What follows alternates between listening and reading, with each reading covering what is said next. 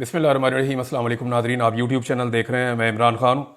नाज़रीन, सबसे पहले पाकिस्तान तहरीक इंसाफ के बानी चेयरमैन इमरान खान साहब और साबिक वज़ीर आज़म का जो स्टेटमेंट है अडियाला जेल से, वो मैं आपको बताता हूँ। आज पाकिस्तान की तारीख का बहुत इंपॉर्टेंट दिन है। आज के दिन 1971 में पाकिस्तान दो लख्त हो गया था। मशरकी पाकिस्तान हमारा अलग हो गया था और वहाँ पे बांग्लादेश एक अलग मुल्क बन गया। और आज के दिन में 2014 में आर्मी पब्लिक स्कूल में एक सानिया हुआ था, बहुत बड़ा खौफनाक सानिया, जिसमें बहुत बड़ी तादाद में तलबा को और उसातिज़ा को शहीद कर दिया गया था। और उस पर पूरी कौम आज तक दिल गिरफ्ता है। पूरी कौम आज तक उस सानिया को भुला नहीं सकी। और आज भी बहुत सारे ऐसे मजीद सवालात मौजूद हैं, उन सवालात पे हम बात करेंगे। लेकिन पहले इमरान खान साहब का स्टेटमेंट जो जारी किया गया है, उसमें यह है कि इय्याका नअबुदु व इय्याका नस्तईन। सबसे पहले तो आपने घबराना नहीं है। मैं सारी उम्र भी जेल में गुजारने के लिए तैयार हूं, लेकिन वक्त के यजीद के आगे कभी नहीं झुकूंगा। लेनी मुसद्दिक मलिक साहब की ख्वाहिश पूरी हो गई। इमरान खान साहब ने वक्त का यजीद जो लफ्ज़ है वो भी इस्तेमाल कर दिया। कल उन्होंने कहा था कि यजीद और फिरौन का लफ्ज़ क्यों इस्तेमाल नहीं किया और जनरल डायर का लफ्ज़ क्यों इस्तेमाल किया, तो ये आ गया। फिर इमरान खान साहब कहते हैं जी अल्लाह अल हक है, वो हक सच का खुदा है और सब्र करने वालों के साथ है। हम सब इस मुल्क की हकीकी आज़ादी के लिए कुर्बानी दे रहे हैं। आपने सब्र करना है और मेरे साथ मिलकर जुल्म का मुकाबला करना है। डी चौक में दौरे हाजिर के जनरल डायर ने कौम को अपना गुलाम गर्दानते हुए निहत्ते और पुरअमन शहरियों पर बिला इश्तियाल गोलियां चलवाईं। हम इस वाक़े को कभी भी नहीं भूलने देंगे और अपने वर्कर्स और शोहदा को इंसाफ दिलाएंगे। लेनी खान साहब ने फिर कह दिया जनरल डायर। और उन्होंने कहा जी डी चौक के अंदर उसी तरह का सानिया किया गया जैसा जलियांवाला बाग में जनरल डायर ने किया था। उन्होंने कहा ना इस वाक़े को हम कभी भूलने देंगे और अपने वर्कर्स को और शोहदा को इंसाफ दिलाएंगे। मुझे वर्कर्स और वकला ने बताया कि अभी तक सामने आने वाले 12 शोहदा वो हैं जिन्हें 26 नवंबर को मगरिब से पहले शहीद किया गया और बाकी लोगों को रात को इलाके की बिजली बंद करके गोलियां मारी गई हैं। इनको किधर गायब कर दिया गया है? अभी भी दर्जनों अफराद मिसिंग हैं। ये इमरान खान साहब बता रहे हैं कि उनको ये इंफॉर्मेशन दी गई है वकला की जानिब से और दीगर लोगों की जानिब से, उनको ये बताया गया है। वर्कर्स ने भी उनको ये बताया। मिसिंग पर्सनस को तलाश करना और तमाम डाटा पब्लिक करना हुकूमत की जिम्मेदारी है। मीडिया समेत हजारों लोगों ने अंधाधुंध फायरिंग और बर्बरियत को अपनी आंखों से देखा और इसके बाद अस्पतालों का रिकॉर्ड गायब करने और शोहदा की लाशें वुरसा को फराहम करने से इनकार की भी मीडिया रिपोर्ट्स मौजूद हैं। हमारा मुतालबा है कि जल्द अज जल्द 9 मई के फॉल्स फ्लैग ऑपरेशन और 26 नवंबर के इस्लामाबाद कत्लेआम की शफाफ तहकीकात और जिम्मेदारान के तयन के लिए आज़ादाना जुडिशल कमीशन तश्कील दिया जाए, जिसमें सीनियर तरीन सुप्रीम कोर्ट जजेस शामिल हों। कौम तैयार रहे, मैं जल्द अगले लायामल का ऐलान करूंगा। अच्छा नाज़रीन, एक खबर और भी रिपोर्ट हुई है और ज़ुबैर अली खान साहब ने इसको रिपोर्ट किया था। और ख़बर यह थी कि इमरान खान साहब ने गालिबन अपनी जो तहरीक है सिविल नाफरमानी की, उसको हुकूमत से मुज़ाकरात की सूरत में एक हफ्ता आगे करने का इशारा दिया है। ये चीज़ें पाकिस्तान तहरीक इंसाफ जब कन्फर्मेशन के साथ सामने लेकर आएगी तो आपके सामने आ जाएंगी। बहरहाल इमरान खान साहब वहीं खड़े हैं जहां वो पहले दिन से खड़े थे। यानी उन्होंने अगर कहा था कि एब्सोल्युटली नॉट, तो ये वो वाहिद आदमी है जो अभी भी अपने मौक़िफ़ के ऊपर खड़ा है। वरना लोग अपना मौक़िफ़ बदल लेते हैं, गिरफ्तार होने के बाद लोग अपना मौक़िफ़ बदल लेते हैं। पिछले दिनों किसी ने कहा कि नवाज शरीफ भी बहुत जिद्दी है और इमरान खान भी बहुत जिद्दी है। तो बिल्कुल ये बात ठीक है कि इमरान खान अपने उसूल के ऊपर खड़ा रहने के लिए जिद कर रहा है कि मैं अपना उसूल नहीं तोड़ूंगा, अपने मौक़िफ़ से पीछे नहीं हटूंगा। और नवाज शरीफ ने हमेशा गिरफ्तार होते ही डील की जिद की है और इतनी जिद की डील की कि नवाज शरीफ को हर मरतबा डील मिल गई है। कभी अमेरिका ने डील लेकर दी, कभी सऊदिया ने डील लेकर दी, कभी किसी और अरबी मुल्क ने डील लेकर दी, कभी पाकिस्तान के अंदर एस्टेब्लिशमेंट में मौजूद लोगों ने डील लेकर दी। लेकिन इमरान खान साहब जो हैं वो डट गए हैं, वो इस तरह की डील लेने के हक में नहीं है। जबकि दूसरी जानिब नवाज शरीफ साहब जो हैं वो हमेशा डील लेने में कामयाब हुए हैं। इमरान खान साहब ने एक और बात की और इसको फवाद चौधरी साहब ने भी इसी बात को रिपोर्ट किया है। मैं मेरे ख्याल में फवाद चौधरी साहब का जो स्टेटमेंट है वहां से आपको पढ़ के सुनाता हूं, जरा आसानी से आपको समझ आ जाएगा। फवाद चौधरी साहब कहते हैं कि इमरान खान साहब से मुलाकात हुई। आज 9 मई के एक और जाली मुकदमे में अडियाला जेल हाजिर हुए। इमरान खान से दूसरी मुलाकात हुई। शाह महमूद कुरैशी से भी एक तवील अरसे बाद मुलाकात हुई। इमरान खान, शाह महमूद कुरैशी और मैं طویل عرصے بعد سیاسی مشاورت کر سکے۔ عمران خان اور شاہ محمود کے جوان حوصلوں سے نیا ولولہ ملتا ہے۔ عمران خان کا پیغام ایک ہی ہے کہ 500 چھوڑ 500 سال جو ہے وہ جیل میں رکھو، یعنی 500 دن ہو گئے نا عمران خان صاحب کو آج جیل میں۔ آپ اندازہ کریں کہ نواز شریف کبھی بھی ایسے جیل میں رہ ہی نہیں سکے۔ نواز شریف کے وہ جیل والے کمرے میں آپ کو دکھاؤں گا تو آدھے سے زیادہ پاکستان درخواستیں ڈال دے گا کہ ہمیں یہاں پہ بند کر دو۔ جتنی سہولیات نواز شریف کے پاس تھیں، پاکستان کے حالات بھی ایسی ہیں نا، غربت ہے، بے روزگاری ہے، لوگ خودکشیاں کر رہے ہیں، کسان ہے وہ تباہ کر دیا ہے۔ میں اگلے ویلاگ میں آپ کو کچھ ایسے حقائق بتانے چاہوں گا کہ حکومت کا سارا بیانیہ زمین بوس ہو جائے گا۔ میں آپ کو بتاؤں گا کہ انہوں نے معیشت کو کیسے تباہ کیا ہے، اور اعداد و شمار کے ساتھ بتاؤں گا، اور یہ اعداد و شمار اور بیانات ان لوگوں کے ہیں جو اس حکومت کے ساتھ جڑے ہوئے لوگ ہیں، اور ثابت کروں گا آپ کو کہ کس طرح عمران خان صاحب کے دور حکومت میں چلتی ہوئی معیشت کو صرف ایک رجیم چینج آپریشن کی خواہش پوری کرنے کے لیے تباہ و برباد کر دیا۔ پاکستان کو کتنا بڑا نقصان اور ڈینٹ ڈلا ہے وہ سارا کچھ میں آپ کو اگلے ویلاگ میں بتاؤں گا، لیکن پہلے یہ آپ فواد چودھری صاحب کا سٹیٹمنٹ مکمل سن لیں۔ انہوں نے کہا کہ عمران خان کا پیغام ہے کہ 500 دن چھوڑ 500 سال جیل میں رکھو، میں کسی ڈیل کرنے کے لیے تیار نہیں ہوں۔ ہاں مذاکرات کریں، سیاسی جماعت ہے، سیاسی جماعتیں گفتگو پر یقین رکھتی ہیں، ملک میں جاری بحران کے خاتمے کے لیے بات چیت واحد رستہ ہے۔ عمران خان انتقام پر یقین نہیں رکھتے، حقوق پر یقین رکھتے ہیں، سیاسی درجہ حرارت میں کمی ملک اور قوم اور سیاست کے مفاد میں ہے۔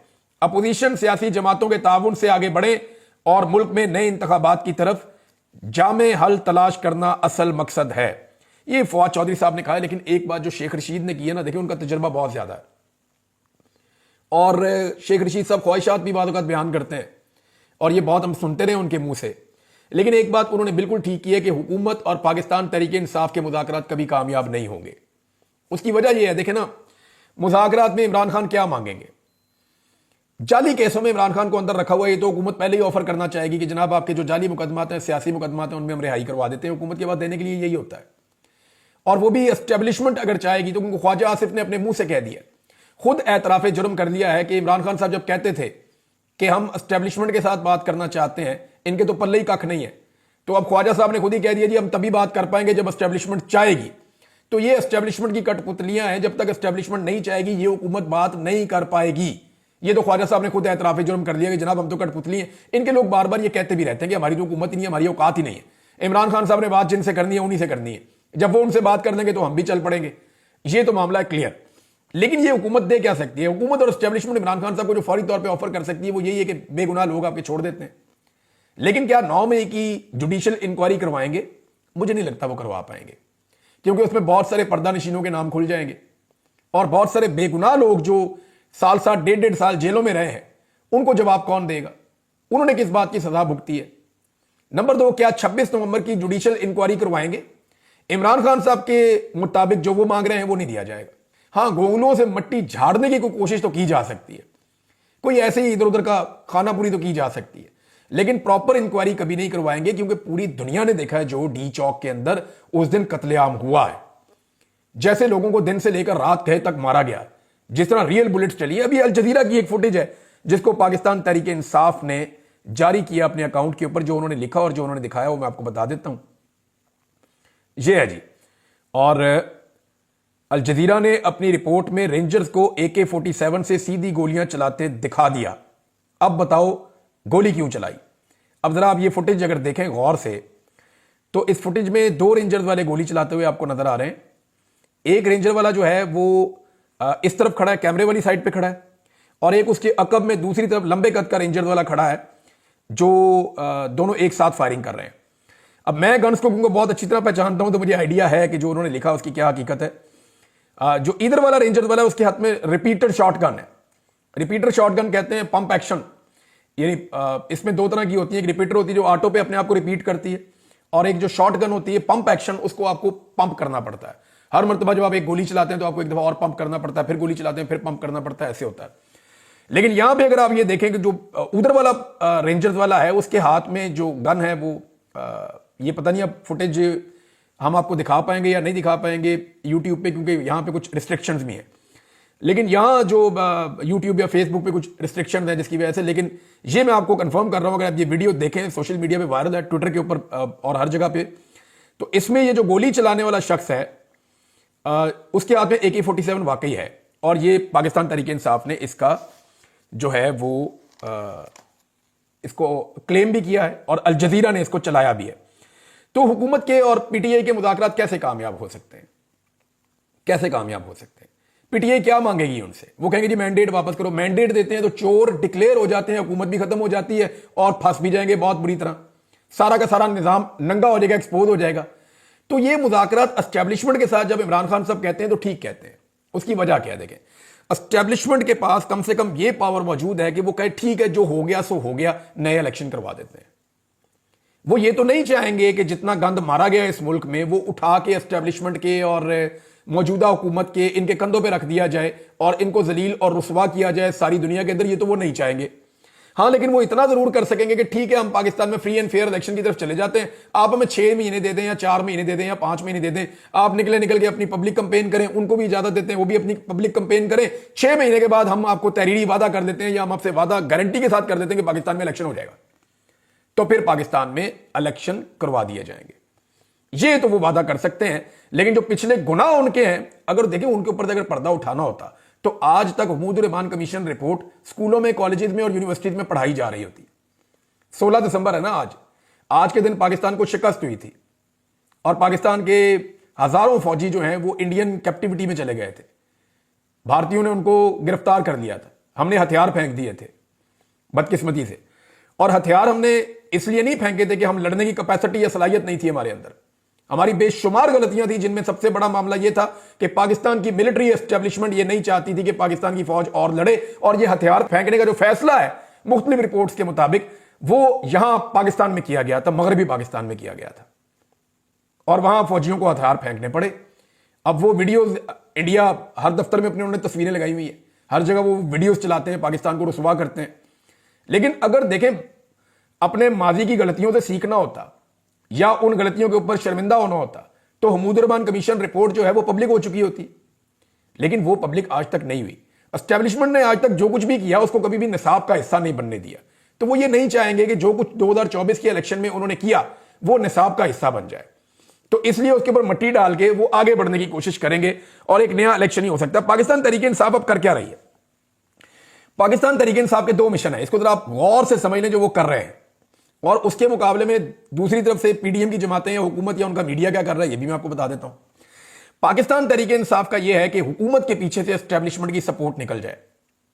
یعنی یہ جو حکومت ہے اس وقت جو بیٹھی ہوئی ہے اس کو مکمل سپورٹ ہے پاکستان کی ملٹری اسٹیبلشمنٹ کی.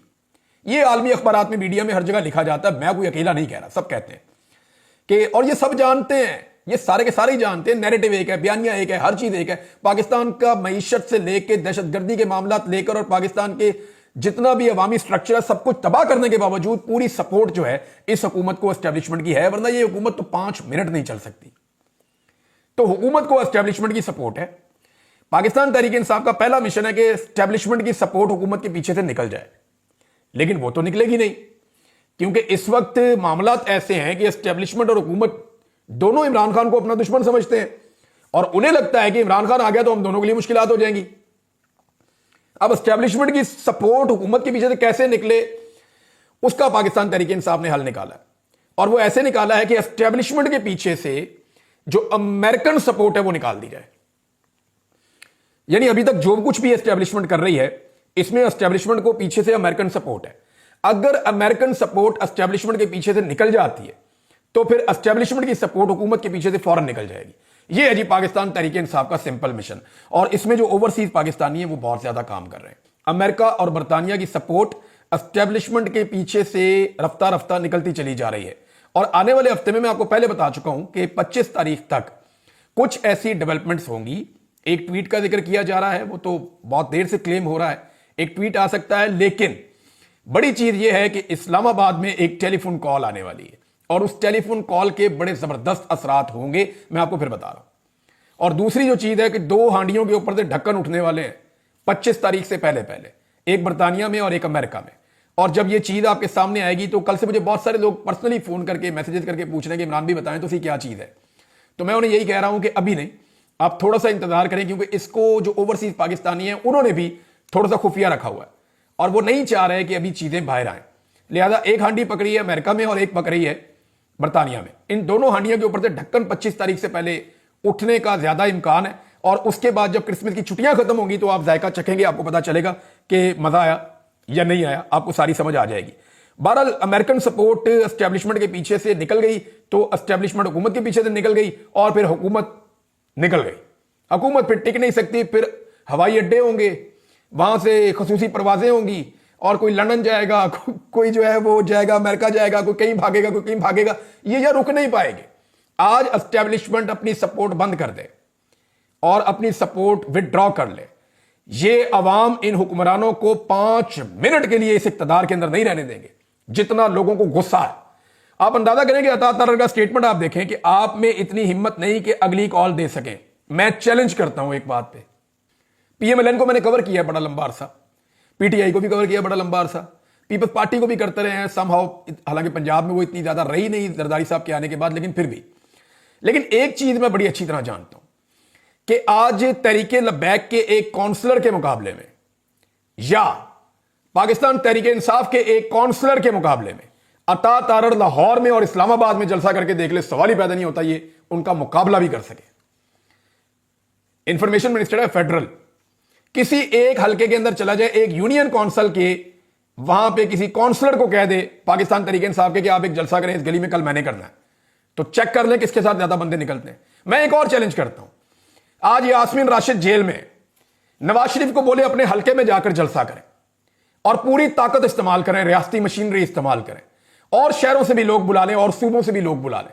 نواز شریف کو بولیں اپنے قومی اسمبلی کے حلقے میں جا کے جلسہ کریں کھل کر, سرکاری وسائل استعمال کر کے, اور یاسمین راشد کا صرف جیل سے ایک ویڈیو خطاب رکھ لیں. آپ کو پتا چل جائے گا کہ کس جلسے میں لوگ زیادہ آتے ہیں.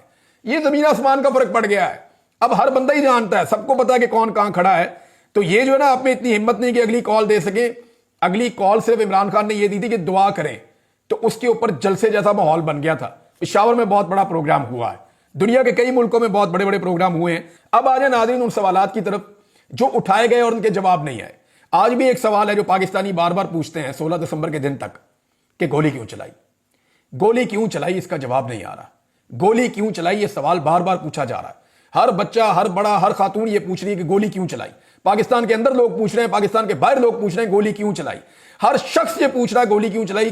اگر کوئی نہیں پوچھ رہا تو پاکستان کی عدالتیں نہیں پوچھ رہی. جن کو بنیادی طور پہ اس سوال کو سب سے پہلے اٹھانا چاہیے تھا, سو موٹو لے کر اٹھانا چاہیے تھا کہ فیڈرل کیپٹل کے اندر گولی کیوں چلائی, وہ چپ بیٹھے ہوئے. جنہیں پوچھنا تھا وہ نہیں پوچھ رہے, جج نہیں پوچھ رہے, عدلیہ نہیں پوچھ رہی گولی کیوں چلائی. باقی ساری دنیا پوچھ رہی ہے, غیر ملکی پوچھ رہے ہیں, اوورسیز پوچھ رہے ہیں, پاکستانی پوچھ رہے ہیں, بچے بچے کی زبان کے اوپر ہے گولی کیوں چلائی. لیکن جنہوں نے پوچھنا ہے وہ نہیں پوچھ رہے. جب وہ پوچھیں گے تبھی جواب آئے گا نا, وہ نہیں پوچھ رہے. دوسرا یہ ہے کہ آرمی پبلک سکول کا سانحہ ہوا, آج تک ہمارے سامنے حقائق نہیں آئے. مریم نواز کا ایک ٹویٹ ہے بڑا امپورٹنٹ, اس میں بھی انہوں نے سوالات اٹھائے تھے لیکن آج تک جواب نہیں آیا. ایک اور سوال ہے کہ احسان اللہ احسان کیسے اتنے آرام سے چلے گئے, اس سوال کا جواب آج تک نہیں ملا. کوئی انکوائری, کوئی تحقیقات, کوئی رسپانسبلٹی کہاں فکس کریں گے. احسان اللہ احسان جن کے اوپر آرمی پبلک سکول کے بچوں کو قتل کرنے کا الزام ہے, وہ اتنے آرام سے کیسے چلا گیا, اس کا جواب بھی نہیں آیا. پھر حمود الرحمان کمیشن رپورٹ کہاں پہ ہے آج کے دن کی مناسبت سے, اس کا جواب بھی نہیں ہے. اور جو اس کے اوپر بات کرتا ہے اس کو پکڑ کے اندر کر دیتے ہیں. اسٹیبلشمنٹ کو اس بات پہ غور کرنا چاہیے کہ جو بھی سیاسی جماعت اپوزیشن میں جاتی ہے نا, وہ حمود الرحمان کمیشن کی بات کرتی ہے. چاہے نواز شریف ہے, چاہے زرداری ہے, چاہے فضل الرحمان ہے, چاہے اے این پی ہے, چاہے پی ٹی آئی ہے, چاہے کوئی جماعت, کوئی جماعت بھی ہے, وہ حمود الرحمان کمیشن پہ بار بار بات کرتے ہیں جب بھی کبھی اقتدار سے نکلتے ہیں. اقتدار میں آتے ہی سارے اس کو بھول جاتے ہیں. تو اسٹیبلشمنٹ کو یہ بات سمجھنی پڑے گی کہ کیونکہ وہ گورنمنٹ میں پارٹنر ہوتے ہیں, اس لیے اپوزیشن ان کو پریشان کرنے کے لیے یا ان کو ٹیکل کرنے کے لیے کہ سیاست میں ان کا رول ختم ہو, وہ حمود الرحمان کمیشن کی رپورٹ کی بات کرتے ہیں. تو میرا نہیں خیال کہ اسٹیبلشمنٹ کے بعد اس کے علاوہ کوئی اور راستہ ہے کہ وہ فیوچر میں اپنے آپ کو سیاست سے الگ کریں اور پاکستان کے سیاستدانوں کو سیاست کرنے دیں, اور اس طرح کی چیزیں جو ماضی میں غلطیاں ہوئی ہیں ان پہ معافی مانگ کے ان چیزوں کو پبلک ہونے دیں تاکہ پاکستان آگے بڑھے. ناظرین, ٹرمپ اور اس کی ٹیم کے اوپر اٹیک کر دیا گیا ہے پاکستان کے میڈیا کی جانب سے. کیا پدی اور کیا پدی کا شوربہ, پاکستان کے اندر اوقات نہیں ہے, پاکستان سے باہر جا کے بات کرتے ہیں. بہرحال پھر بھی اس کے اوپر ہم اگلے ویلاگ میں بات کریں گے. اب تک کے لیے اتنا ہی. اپنا خیال رکھیے گا, اپنے اس چینل کا بھی. اللہ حافظ.